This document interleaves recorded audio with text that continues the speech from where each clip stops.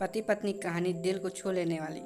मानवजीत एक व्यापारी, उसके पिता का खानदानी बिजनेस एक तेल पेलने की मशीन है। मानवजीत जब बड़ा हुआ तो वह अपने पिता के साथ बिजनेस मॉडल को पूरी तरह समझ चुका था।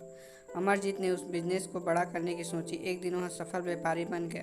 अमरजीत के पिता चाहते थे कि अमरजीत अपनी समाज की किसी लड़की से शादी करें, लेकिन अमरजीत की आंखें तो कॉलेज के दिनों में ही दो चार लवली से हो चुकी थी। अमरजीत एक दिन सच्चा इंसान था। वह लवली को किसी धोखे में नहीं रखना चाहता था।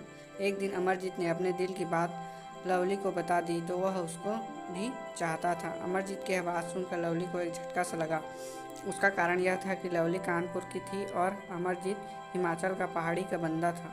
लवली अमरजीत को अच्छा तो पाती थी, लेकिन हिमाचल होने की वजह से वह कुछ समझ नहीं पाती थी। इसलिए जब बात आगे बढ़ी तो उसे अमरजीत से प्यार हो गया। वह यह कह सकती थी कि वो एक दूसरे को दिल से चाहने लगे थे। लवली एक खुददार हिंदू लड़की थी।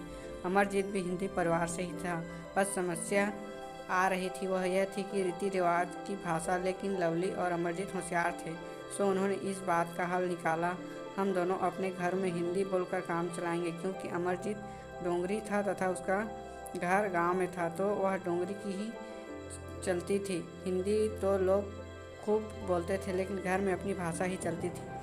अमरजीत को लवली से कोई परेशानी नहीं थी। एक दिन अमरजीत ने अपनी मम्मी को अपने प्यार की कहानी बतलाई तो पहले तो वह नाराज़ हुई, लेकिन जब बेटे ने माँ को अपनी प्यार की बात बतलाई और पूरे ज़िंदगी उसी के साथ बिताने के सपने को हकीकत में बदलने की बात की तो 2-3 दिन दोहराया तो एक माँ का दिल पिघल गया। माँ ने पापा को पटाया, तब कहीं जाकर बात बनी। यह सब लवली भी अपने घर में कर रही थी। उसके माता पिता भी विवाह के लिए मान गए थे। आखिर 10 मई को दोनों का विवाह हो गया।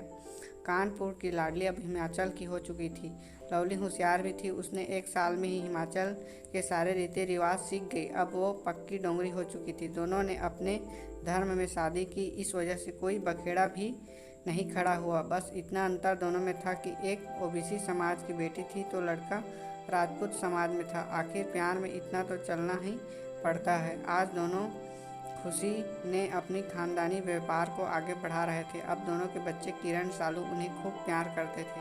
लवली कानपुर में साल में 2 बार पहले जाती थी, लेकिन अब 2 साल में 1 बार ही कानपुर जाती है। लवली के माता पिता भाई लोग उससे समय समय पर मिलने हिमाचल आते रहते हैं। Thanks for watching. Subscribe for more video और प्रेस द बेल आइकन।